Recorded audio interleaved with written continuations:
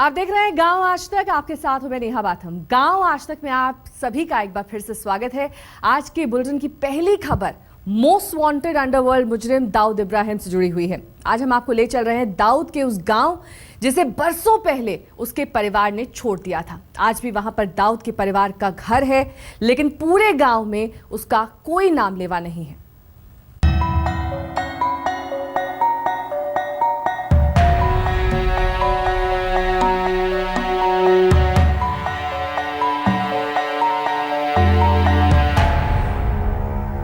Most wanted underworld don Dawood Ibrahim का इस खंडहर से बहुत पुराना नाता है।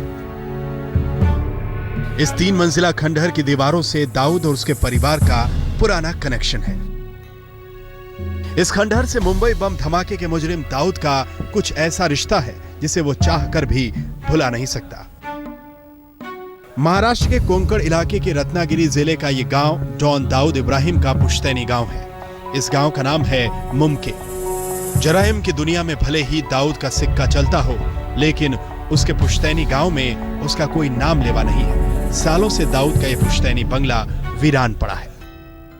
79 में बन रही थी, उसी वक्त उनके बड़ी बहन का जगबुड़ी में डूब के उनका और उनके भतीजे का इंतकाल हुआ था। उसके बाद 1981 में उनके बड़े भाई की बम्बई में हत्या हुई थी, साबिर इब्राहिम कास्कर।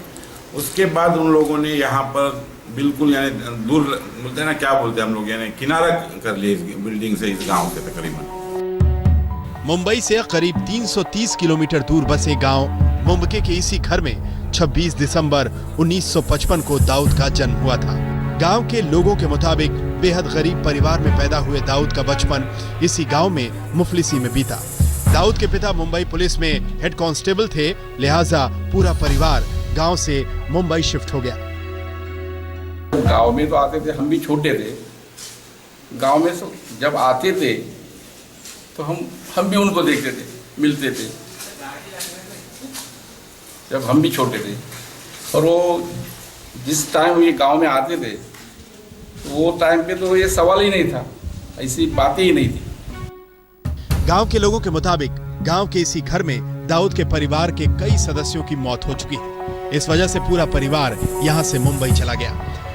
गांव में आज भी ये बंगला भूतिया बंगले के नाम से जाना जाता है। वजह यही उनके समझ में ऐसा आया होगा कि भाई ये हमारे लिए अपशगुन जो जिसे हम कहते हैं, ये हमारे लिए रखी नहीं है, 2 हादसे हो गए, बहन का इंतकाल हो गया, भाई का इंतकाल हो गया। गांव वालों के मुताबिक दाऊद और उसका पूरा परिवार रत्नागिरी के इस पुश्तैनी बंगले को अशुभ मानता है। यही वजह है कि दाऊद के मुंबई में रहने वाले रिश्तेदार भी कभी इस बंगले में झांकने नहीं आते। साथ ही सरकारी दस्तावेजों में यह बंगला दाऊद इब्राहिम की मां अमीना कास्कर के नाम है। रूबीन मुजावर, रत्नागिरी, आज तक। और अब बात करते हैं गांव और कस्बों की युवा प्रतिभाओं की। यूपी के झांसी में 10वीं में पढ़ने वाली एक लड़की ने एक अनोखा यंत्र बनाया है। इस यंत्र को पहनकर लड़कियां छेड़खानी से बच सकती हैं। खास बात इस यंत्र की ये है कि इस यंत्र को बनाने की लागत सिर्फ 200 रुपए है। कैसे काम करती है मशीन, आइए आपको दिखाते हैं। जिसने भी इस लड़की को लगाया हाथ, देखिए उसका क्या हुआ अंजाम। देखिए, जैसे ही इस लड़के ने इसके हाथ को छूना चाहा, उसे लगा करंट का एक जोरदार झटका। लड़कों को करंट का झटका देने वाले इस यंत्र का नाम है महिला सुरक्षा युक्त यंत्र। झांसी के एक छोटे से कस्बे की रहने वाली शिवानी ने सिर्फ 200 रुपए की लागत से इस डिवाइस को तैयार किया है। शिवानी के मुताबिक महिला सुरक्षा युक्त यंत्र को पहनकर लड़कियां बदमाशों की छेड़खानी से बच सकती हैं। इसका नाम हमने महिला सुरक्षा युक्ति दिया है। इसमें एक बॉक्स है, इसके अंदर ट्रांजिस्टर, आईसी और कंडेंसर, ट्रांसफार्मर और एक मदरबोर्ड, सबको मिला के एक सर्किट तैयार किया गया है। और एक 3 वोल्ट की बैटरी है, उसमें से एक छोटे छोटे 2 वायर निकले हुए हैं जो कि कलाई पर बांधने वाली बेल्ट पर आते हैं। इस बेल्ट को अपने हाथ में पहनेंगे, कोई आपको परेशान करेगा तो उसे 3 वोल्ट का करंट लगेगा, जिससे आपको बचने के लिए कुछ समय मिलेगा। या आप अपने पेरेंट्स को फ़ोन कर सकते हैं, आप पुलिस को कंफर्म कर सकते हैं। 15 साल की शिवानी 10वीं की छात्रा है। अक्सर लड़कियों के साथ छेड़छाड़ की खबरें सुनकर वो परेशान रहती थीं। मच्छर मारने वाले इलेक्ट्रिकल रैकेट को देखकर अचानक एक दिन उसे यंत्र बनाने का ख्याल आया। अपने इस यंत्र को टेस्ट करने जब वो इसे पहनकर घर से बाहर निकली तो लोग हैरान रह गए। उसे पकड़ के मुझे इतना भयंकर शौक लगा कि मैं उसे दोबारा छूने की हिम्मत तक नहीं कर सकता। अगर कोई सुनसान सड़क पे कोई बच्ची जा रही है और कोई बदमाश उसको छेड़ने की कोशिश करता है तो ये जो सुरक्षा बेल्ट है अगर वो ऑन करके उसका हाथ पकड़ लेती है कोई भी स्तर, तो इतनी ज़ोर से उसको करंट लगता है कि 5-10 सेकंड 15 सेकंड के लिए वो अपने आप में नहीं रहता है और उसका लाभ उठा के वो अपना भाग भी सकती है, वो अपने किसी को बुला भी सकती है। महिला सुरक्षा युक्त यंत्र के लिए शिवानी को जिला और राज्य स्तरीय विज्ञान प्रदर्शनी में पुरस्कार मिल चुका है। शिवानी के घर वाले और स्कूल के टीचरों को उस पर फख्र है। उनका कहना है कि अगर सरकार शिवानी को पढ़ाने के लिए वजीफा दे तो वो देश के लिए बड़े आविष्कार कर सकती है। अमित कुमार श्रीवास्तव, झांसी आज तक।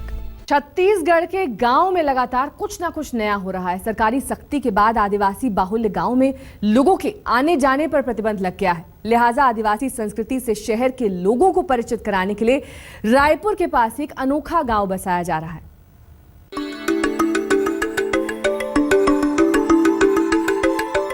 ये नजारा है रायपुर से 30 किलोमीटर दूर बसे अनोखे गांव पुरखैती मुक्तांगन का। स्थानीय भाषा में पुरखैती मुक्तांगन का मतलब है पुरखों की विरासत और उनका आंगन।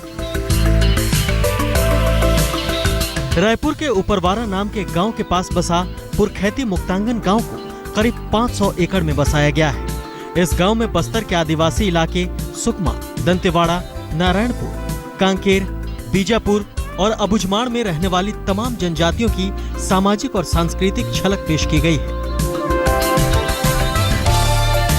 लोक नृत्य करते आदिवासियों की मूर्तियां इस तरह से बनाई गई हैं कि हूबहू असली नजर आए। आदिवासी लोक नृत्य को यहाँ मूर्तियों में गढ़ा गया है। उनकी जीवन शैली और परंपराओं को बड़ी बारीकी के साथ दिखाया गया है। यहाँ है सब पूरा जगदलपुर के हैं, नारायणपुर के हैं, यहाँ दंडामी माड़िया लोग हैं, अबुझ माड़िया लोग हैं, हम लोग मुरिया लोग हैं और धुरवा लोग हैं। वो यहाँ मुक्तांगन में या रायपुर में ये अपने गांव में किस ढंग का घर होता था ऐसा ढंग का अपना अपना घर बना रहे हैं यहाँ पर। बस्तर का अबुझमाड़ वो इलाका है जहाँ कई संरक्षित जनजातियाँ निवास करती हैं। बाहरी लोगों का इस इलाके में प्रवेश प्रतिबंधित है। इन क्षेत्र के आदिवासियों के बारे में आपको बसाए गए गांव पुरखैती मुक्तांगन में विस्तार से जानकारी मिल जाएगी। सीमेंट और मिट्टी से बनी मूर्तियों के अलावा आदिवासी लोक संस्कृति के असली चित्रण के लिए यहाँ माड़िया, मुड़िया, अबुझ माड़िया और धुरवा जैसी सबसे चर्चित जनजातियों को बसाया जा रहा है। लगता है कि जो आदि शब्द आया है मतलब पुराना, और जो वासी उसका आदिवासी, उसकी मीनिंग यही मिल रही है। अर्थ जो है मतलब हमें यही मिल रहा है। क्या था पुराना हमारा, अपने प्राचीन सभ्यता के बारे में जानना था, जो खासकर यहाँ मुझे जानने को मिल रहा है।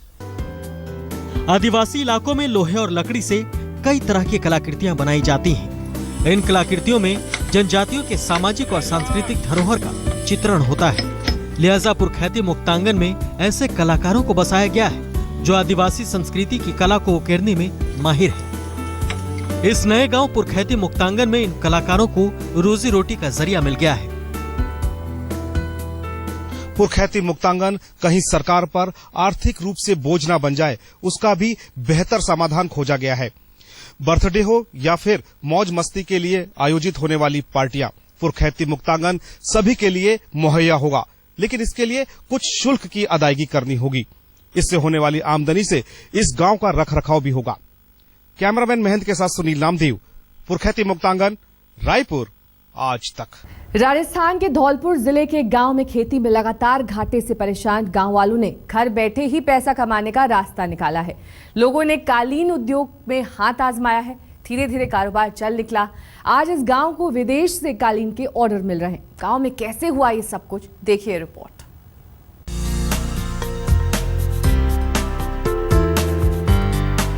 कालीन उद्योग ने राजस्थान के धौलपुर जिले में पड़ने वाले गांव पायकापुरा को दुनिया की सुर्खियों में ला दिया है। गांव में बन रही जरी, बेलबूट और मखमली कालीनों की मांग यूरोपीय देशों में सबसे ज्यादा है। गांव वालों के मुताबिक दिल्ली, आगरा और जयपुर जैसे शहरों के बड़े दुकानदार इनसे माल खरीदकर विदेशों में एक्सपोर्ट कर रहे हैं। हमारे गांव पायकपुरा में 15 साल पहले इस गलीचा का काम शुरू हुआ और जिससे हमें रोजगार की प्राप्ति हो रही है और कम से कम 40 परिवारों को इससे रोजगार मिल रहा है। गांव वालों के मुताबिक कुछ साल पहले तक दूसरे गांवों की तरह यहाँ भी बेरोजगारी बड़ी समस्या थी। तेजी से गांव के लोगों का पलायन शहरों की ओर हो रहा था, लेकिन गांव के कुछ लोगों ने मिलकर 15 साल पहले गांव में ही कालीन उद्योग की शुरुआत की। बिजनेस चल निकला। आज देश के बड़े शहरों के साथ साथ विदेश से भी इनके पास अच्छी खासी डिमांड आ रही है। सर, इस गलीचा उद्योग का काम हमने अपने घर से शुरू किया है, जिससे हमारी आर्थिक स्थिति है वो हमारी आर्थिक स्थिति में सुधार आ रहा है। इसमें सरकार की कोई आर्थिक सहायता नहीं मिल रही है, जिससे इस मतलब गलीचा उद्योग का विकास हो सके। गांव वालों के मुताबिक उन्होंने अपनी पूंजी से गांव में कालीन उद्योग की स्थापना की है, लेकिन जैसे जैसे मांग बढ़ रही है उन्हें कच्चे माल और लेटेस्ट मशीन खरीदने के लिए ज्यादा पैसों की जरूरत पड़ रही है। अगर सरकार उन्हें इस उद्योग के लिए आर्थिक मदद करे तो कालीन उद्योग न सिर्फ उनके गांव बल्कि आसपास के दूसरे गांवों में भी बेरोजगारी की समस्या को दूर कर सकता है। उमेश मिश्रा, धौलपुर, आज तक। गांव आज तक में आज के लिए बस इतना ही। कल फिर हाजिर होंगे गांव से जुड़ी कुछ अहम और रोचक खबरों के साथ। आप देखते रहिए आज तक। और अब अगली खबर का रुख करेंगे। देहरादून में घोड़े पर विधायक की बेरहमी की तस्वीरें सामने आई हैं। विधानसभा घेराव के कार्यक्रम में घुड़सवार पुलिस के रोकने पर बीजेपी विधायक गणेश जोशी इतना भड़क गए कि घोड़े पर लाठियों से हमला। पैसे वाले बाबू मेरा बजट बना दो, पैसे वाले बाबू मेरा बजट बना दो, बजट बना दो, बजट बना दो, पैसे वाले मेरा बजट तू